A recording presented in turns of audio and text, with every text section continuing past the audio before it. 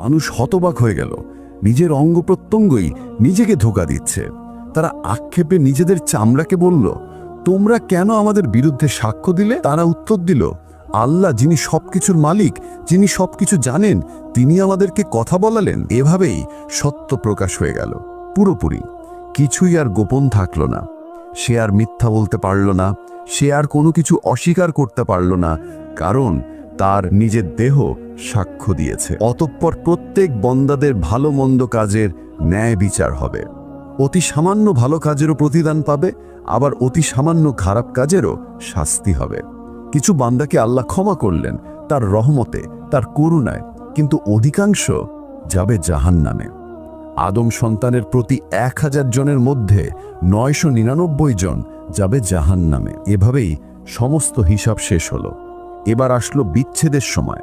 মানুষকে লোহার শিকল গলায়, হাতে এবং পায়ে পরিয়ে দিয়ে ভেড়ার পালের মতো টেনে নেওয়া হচ্ছে জাহান্নামের দিকে। তারা কাঁদছে, মিনতি করছে, ইয়া রব, আমাদের আরেকবার সুযোগ দাও, আমাদেরকে দুনিয়ায় ফিরিয়ে দাও, আমরা নিজেদের ঠিক করব, সৎ পথে চলব, আপনার আদেশ পালন করব, আমরা ভালো হয়ে যাব। কিন্তু না, অনেক দেরি হয়ে গেছে। এখন আর এমন সুযোগ নেই। ফেরেশতারা তাদেরকে টেনে নিয়ে যাচ্ছে নিষ্ঠুরভাবে। চলো, এটাই তোমাদের জায়গা। এরপর এলো সেই মুহূর্ত। ঘোষণা হলো, এবার সবাইকে সিরাত সেতু পার হতে হবে। এক ভয়ঙ্কর সেতু বিস্তৃত হয়েছে জাহান্নামের উপর দিয়ে। হ্যাঁ, এটাই সিরাত সেতু। এই সেতু চুলের থেকেও সূক্ষ্ম, তরলের থেকেও ধারালো। তার নিচে দাউ দাউ করা আগুন, কালো ধোঁয়া আর তীব্র গন্ধ। যতদূর চোখ যায় শুধু আগুন আর আগুন। তাদের এই সেতু অতিক্রম করতেই হবে। কিন্তু কিভাবে?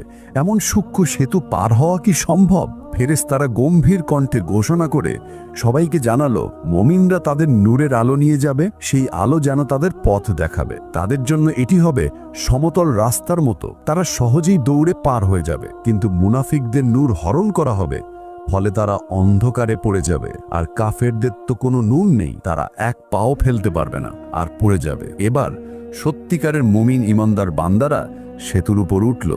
তাদের আলো এত প্রজ্জ্বল যে সামনে সমতল রাস্তার মতো দেখা যাচ্ছে। কেউ মুহূর্তের মধ্যে দৌড়ে পার হচ্ছে, কেউ বজ্রপাতের গতিতে যাচ্ছে, কেউ বাতাসের মতো হালকা হয়ে পার হচ্ছে।